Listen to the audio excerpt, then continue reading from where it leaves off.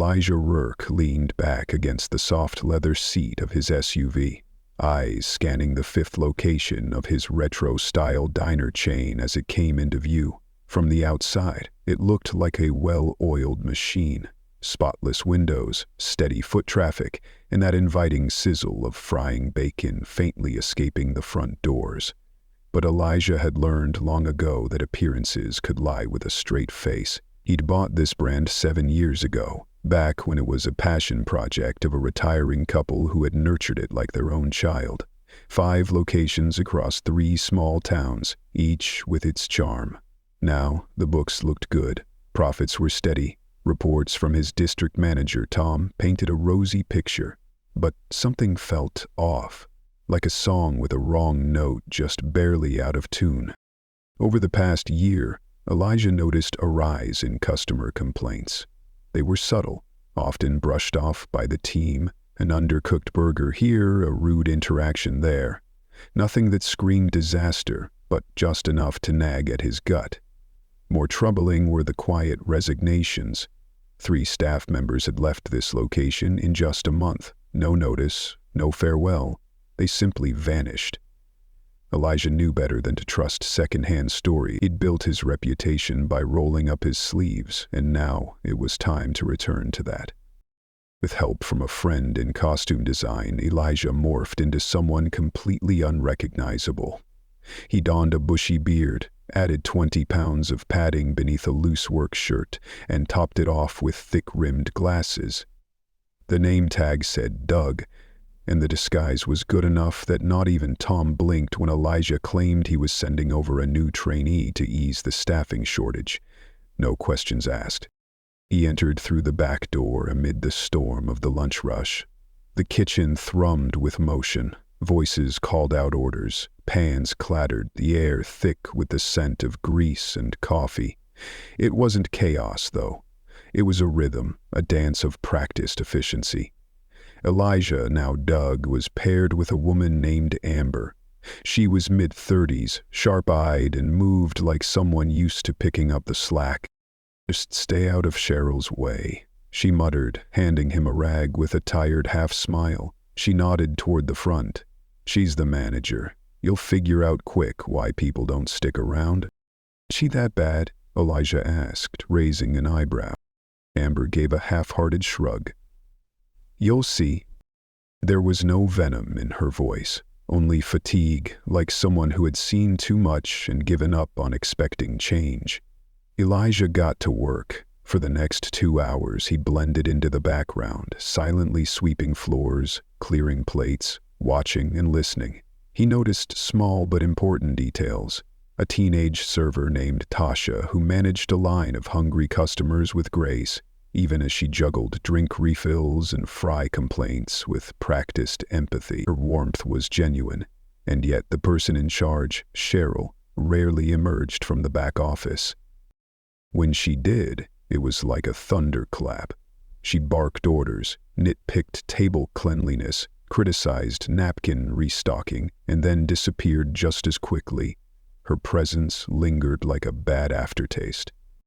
Around 3 p.m., as the lunch crowd dwindled and the pace eased, Elijah took a broom to the quiet side of the dining area near the corner booth. That's when it happened. Behind the half-swinging kitchen door, Cheryl's voice sliced through the lull. "You should have retired 3 years ago, Helen," she snapped. "You move like a damn sloth. You're holding everyone up." Elijah froze mid-sweep. His grip on the broom tightened, his pulse spiking. A second voice answered, tired, trembling, yet trying to hold its ground. "I'm doing my best," came the reply. "I've been here 12 years. I know the pace." Yeah, you know the pace," Cheryl shot back, her tone dripping with sarcasm. "Then pick it up or go home. You're not doing us any favors dragging yourself around." There was silence, heavy and suffocating. "I swear," Cheryl muttered, "if I have to hear one more sob story about your arthritis." Elijah took a step forward, moving toward the kitchen door like a man stepping through fog. He peered through the small round window. There was Helen, maybe in her late 50s, hair graying and pulled back, hands shaking slightly as she balanced a stack of clean trays. Her expression was blank, but her eyes were hollow. She wasn't crying. She didn't need to. Her silence said everything. And Cheryl? She turned her back and walked away, unbothered, like nothing had happened. In that moment, Elijah saw it all. Not just the cruelty, but the rot that had crept into the corners of his business while he'd been away making expansion plans. It wasn't just about profits or clean booths anymore. This was about people, about dignity. And something inside him shifted, a quiet decision taking root in the marrow of his bones. This wasn't over.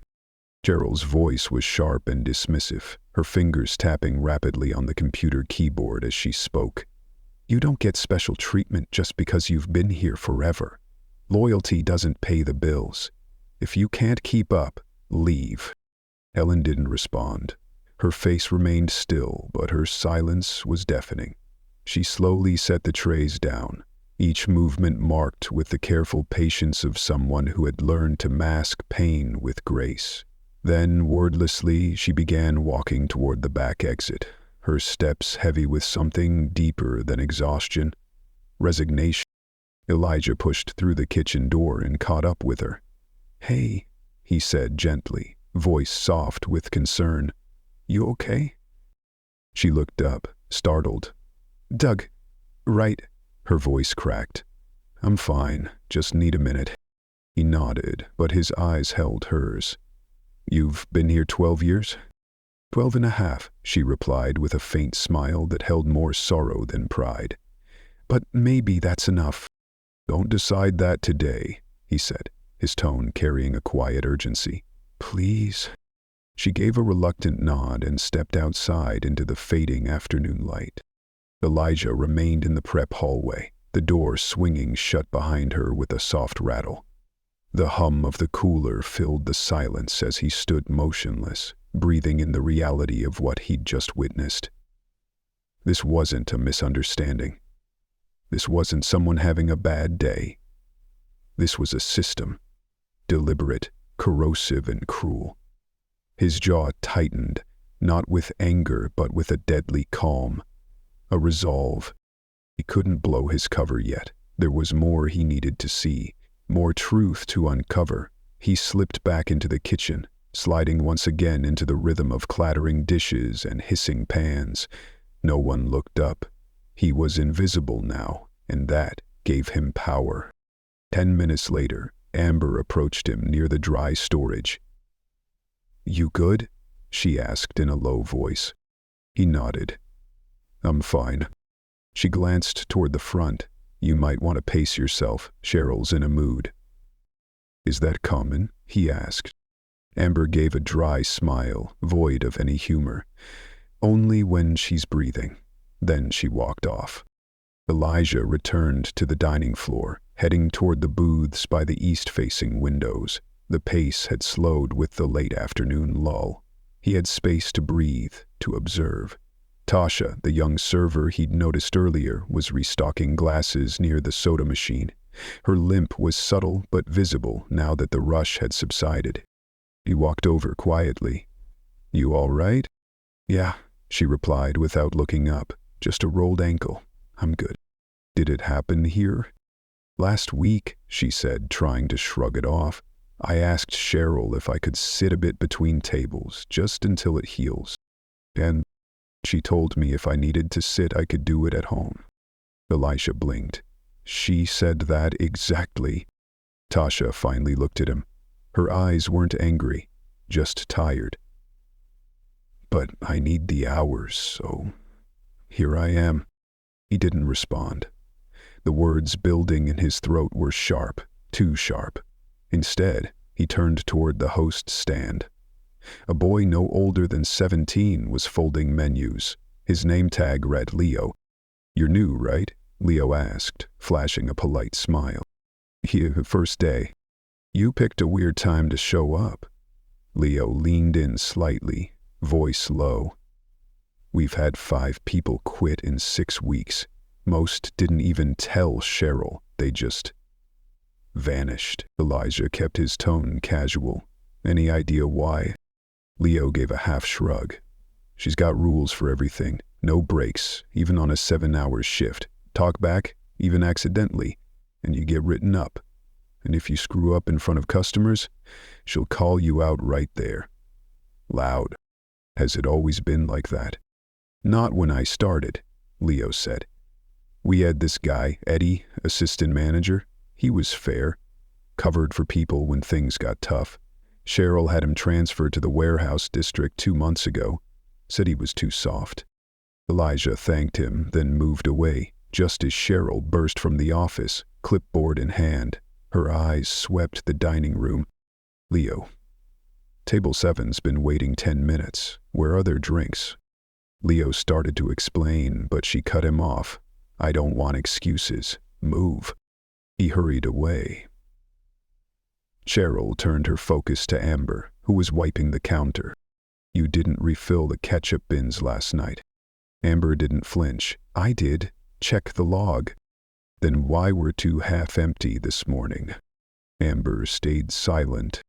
That's what I thought, Cheryl said, her voice raised so nearby customers could hear. You want to keep your schedule next week? I suggest you focus. Elijah stepped forward, voice calm. Actually, I restocked that area this morning. Maybe something got missed before the shift. Cheryl turned to him, her eyes narrowing. You're the transfer from East Bay, right? Yeah. You don't speak unless you're asked. Understood. He met her gaze without flinching. Understood. She walked away, muttering under her breath. Elijah checked the clock. Just past 4. The dinner wave was still an hour away. He needed more time, but he also needed answers from the back. When Cheryl ducked into the walk-in cooler, he seized the moment. Inside the office, the computer was still logged in. He pulled up recent write-ups. The list was long. Amber, Tasha, Leo, even Helen, twice in the last month, for not meeting pace expectations. No break logs, no hourly check-ins, nothing to show compliance with labor laws. He checked Helen's payroll. Her hours had been slashed by nearly 30% in just 4 weeks. This wasn't mismanagement. This was methodical pressure. A quiet squeeze meant to drive people out without officially firing them. A knock on the door snapped him back. Cheryl stood there, arms crossed. Doug, what are you doing? He straightened. Looking for the cleaning schedule. Amber said it's usually in here. Her eyes narrowed.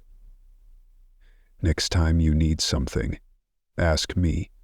Don't go through my files. He gave her a nod and moved past, but the weight of what had just happened didn't leave his shoulders. By 5:30, the dinner crowd had started filtering in. Elijah returned to the floor, clearing tables with quiet efficiency, his ears tuned for every word, every reaction. Near the front window, a family of 5 settled in. The youngest, a bouncy toddler, knocked over his juice, sending it cascading off the table. Tasha hurried over, towels in hand, her limp more noticeable in the slower pace. Sorry for the mess, the flustered mother said. No worries at all, Tasha replied, kneeling gently to clean up. Her tone was warm, comforting. Then Cheryl descended like a storm cloud. What's taking so long? She snapped. Tasha kept working, saying nothing. Elijah could feel the tension rise, like static before lightning. You're holding up the line. Move faster, Cheryl barked. The mother looked up, concerned. She's doing fine. Cheryl ignored her. If you're not up for the floor, you can clock out. Tasha stood up, fists clenched at her sides. I'm doing my job. Barely, Cheryl muttered. Elijah took a step forward. Tasha's handling it. Cheryl turned sharply. You don't speak for her? No, he replied calmly, but I can see who's working and who's not. She stepped in closer. You want to be next on the write-up list? He didn't flinch, didn't blink, just stared. Cheryl turned back to Tasha. Clock out now. Tasha froze. Caught in the crossfire, her eyes bounced between Cheryl and Elijah, searching for some invisible shield. Then, without a word, she walked toward the back. Elijah followed. He found her near the supply closet, leaning against the wall, breathing hard, like she was trying to hold herself together with willpower alone. "You don't have to take that," he said. "I can't lose this job," she whispered. "Rent's due Saturday." Elijah pulled out his phone, thumbs moving with precision. One message to his assistant: "Call me in 5 minutes." Then he returned to the floor. The restaurant buzzed with energy now, filled with the noise of clinking forks and chatter. Cheryl was behind the counter, rifling through receipts. Elijah moved to the center of the dining room. His phone rang. "Yeah," he answered. "Go ahead." A beat passed. "Got it. I'll take care of it." He ended the call, tucked the phone away, and turned to Cheryl. "I'm not Doug," he said, his voice level but unmistakably firm. "My name is Elijah Rurk. I own this company." Cheryl froze. The clipboard slipped slightly in her hands. "I came here because I stopped trusting reports, and today, I've seen why." A few heads turned. Conversations dipped into silence. "You've built a hostile environment. You've ignored injury accommodations. You've violated labor protocols, and you've treated loyal employees like they're disposable. That ends now." Her face turned crimson. "You can't just—" "I can, and I am." She opened her mouth, but he raised a hand. "You're done here. Gather your things. You're terminated, effective immediately." Silence swept the restaurant like a wave. He turned to Leo. "Can you grab Tasha? Let her know she's reinstated. Full pay for today." Leo nodded, wide-eyed. Elijah faced the remaining staff. "We're not running a sweatshop. We're running a business that takes care of its people. If anyone has concerns, find me in the office. I'm staying for the rest of the shift." He walked toward the back, the restaurant behind him feeling heavy but lighter somehow. This wasn't over.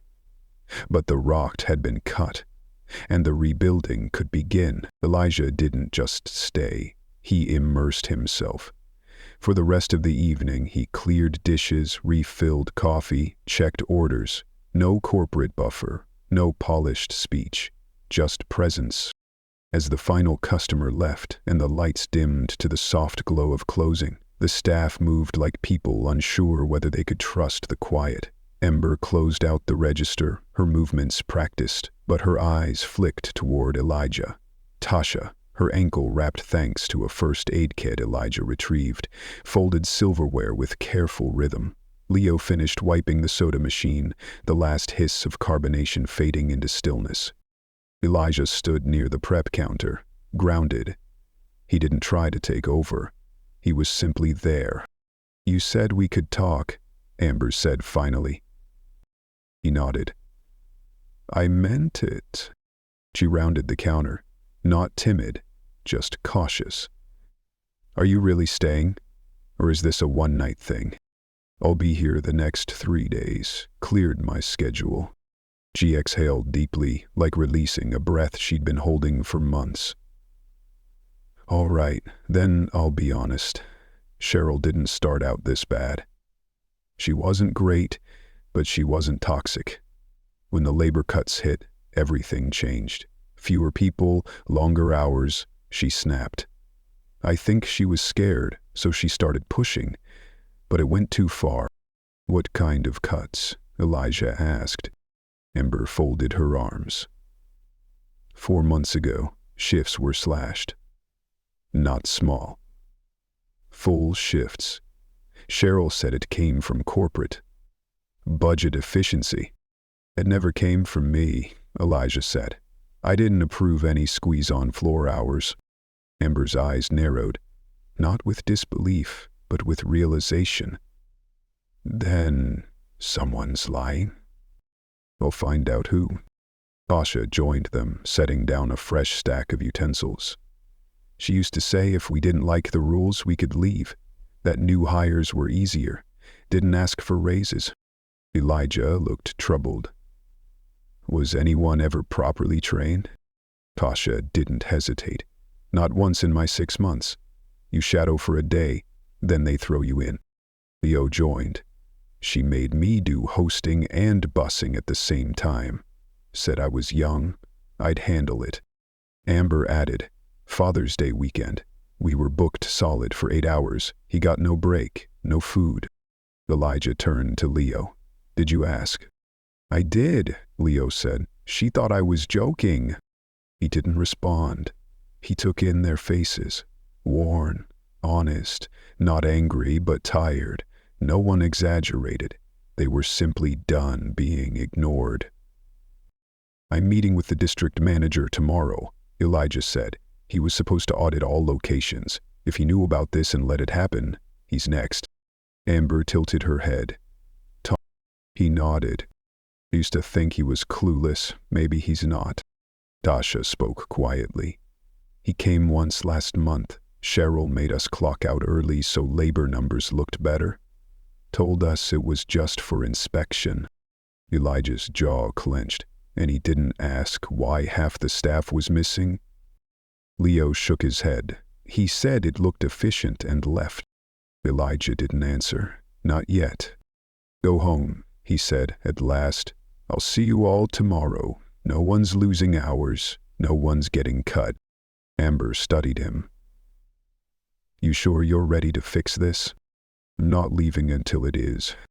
The next morning, Elijah arrived before the sun. The lot was nearly empty, the building still dark. One car sat near the front. Helen's. She was inside, hands folded in her lap, engine off.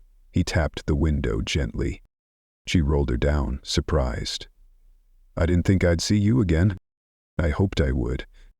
She glanced at the building. I didn't come to work. Just didn't know where else to go. I'd like you to come inside, he said, not as staff, as someone who deserves to be heard. She studied him a long moment, then opened the door. The kitchen was cold, no burners lit, no smell of food, just their steps echoing on tile. They sat in a booth. Elijah didn't take notes, didn't check his phone. He listened. I started here when my youngest went to college, Helen began. It was part-time at first, then full. I liked the rhythm. I liked the people. I even liked the noise. Was it always good? He asked. Not perfect, but decent. We celebrated birthdays, covered each other's shifts. When Cheryl came, that changed.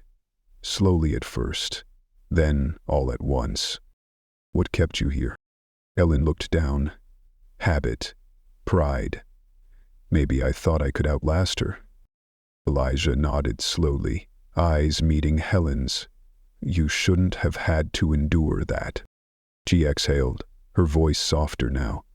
I thought about quitting every week for the last 2 months, but every time I imagined walking out, it felt like Cheryl would win. She won't, Elijah said, firm and quiet. Helen looked at him, a flicker of strength in her expression. Then stop her replacements from becoming her. She will educate him, Elijah replied without hesitation. By 7:00, the team began arriving. Amber first, then Leo and Tasha. Elijah had called for a meeting before opening, and they gathered in the dimly lit back dining area, unsure of what was to come. Some wore guarded expressions, others fatigue. Elijah stepped forward. I want to be clear, he began. No one here is under review. You're not on trial. What you've been through, what you've survived, was never your fault. He looked around at them, their postures slowly easing. There's going to be change, real change, but speeches won't fix this. Structure will. He unfolded a printed sheet. First, a temporary floor manager from another branch is joining today. Her name is Marissa. She's fair, she's experienced, and she knows how to lead without intimidation. Tasha leaned in. Is she staying? No, Elijah said. She's here to stabilize. After that, we'll open internal applications. Anyone who wants to step up will be properly trained and supported. Amber raised an eyebrow. Even us? Especially you. Elijah smiled gently. Second, every write-up issued in the last 60 days is being reviewed. If it was based on policies Cheryl created on her own, it's being raised. Leo blinked. All of them? Yes, all of them. And third, we're creating a new feedback channel, anonymous if you prefer. No more reporting things just to have them vanish into silence. He paused, letting the words settle. This place will run on dignity, not fear. No one applauded. But something shifted, like pressure finally starting to release. Elijah folded the sheet. We've got a full day ahead, but you're not doing it alone anymore. He stepped into the kitchen. The burners clicked on. The scent of brewing coffee drifted through the air. For the first time in months, the restaurant began to wake up without dread.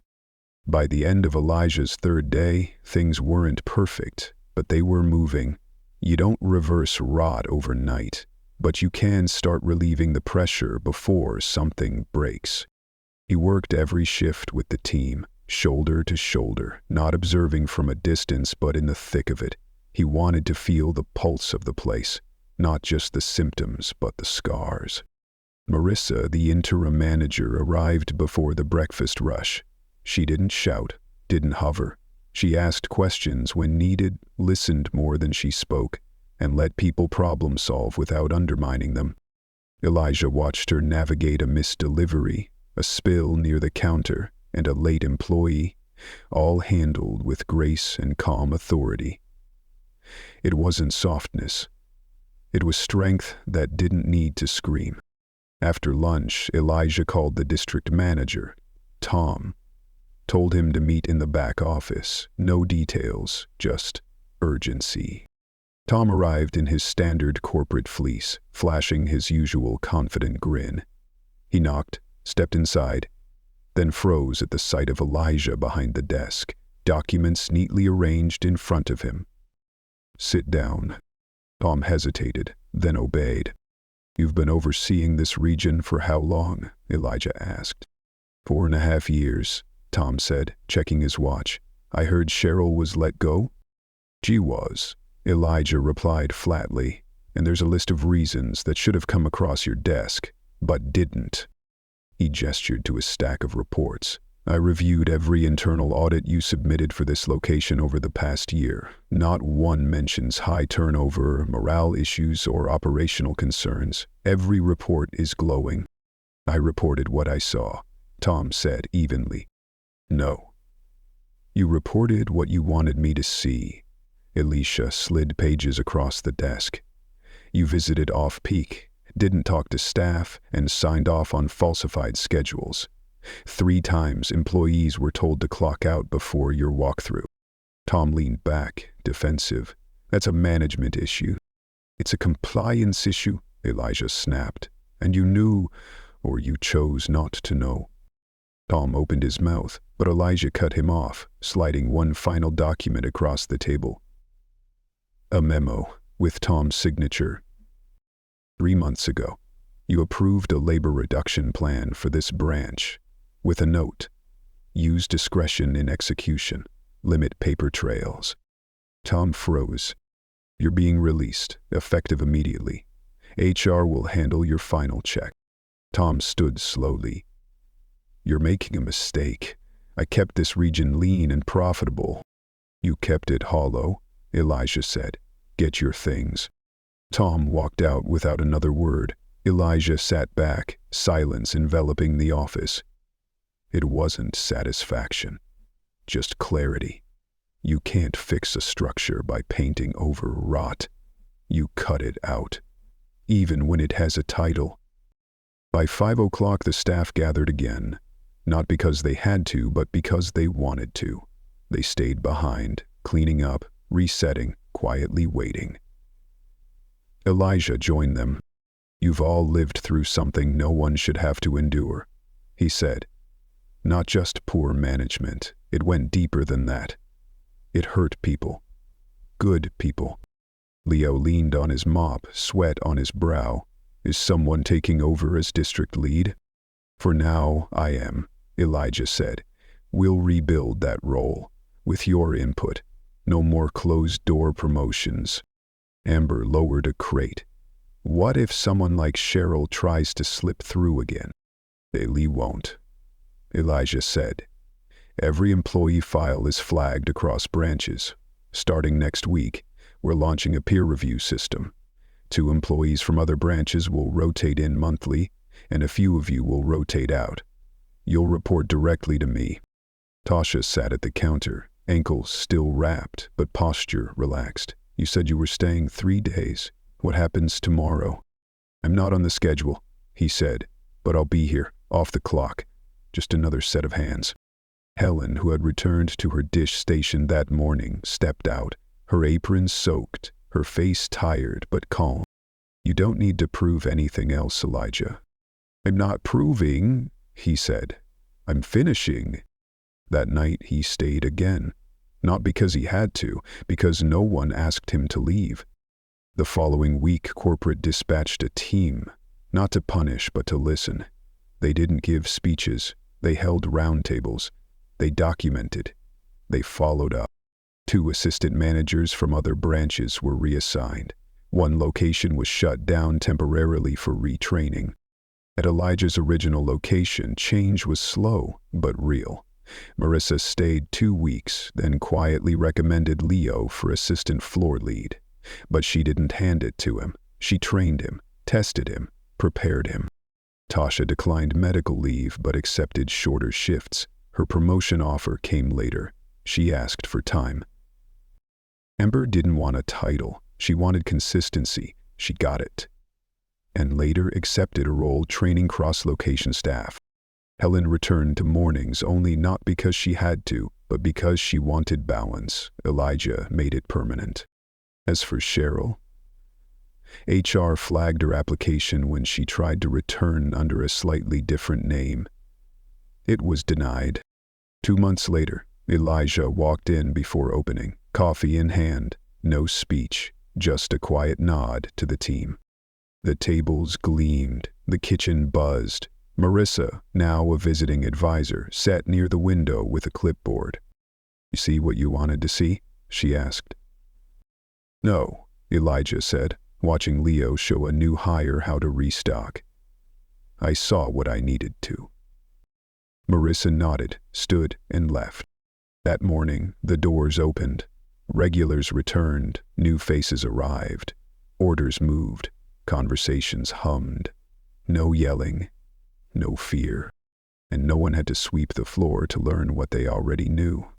That lesson had been learned, and it wouldn't be forgotten.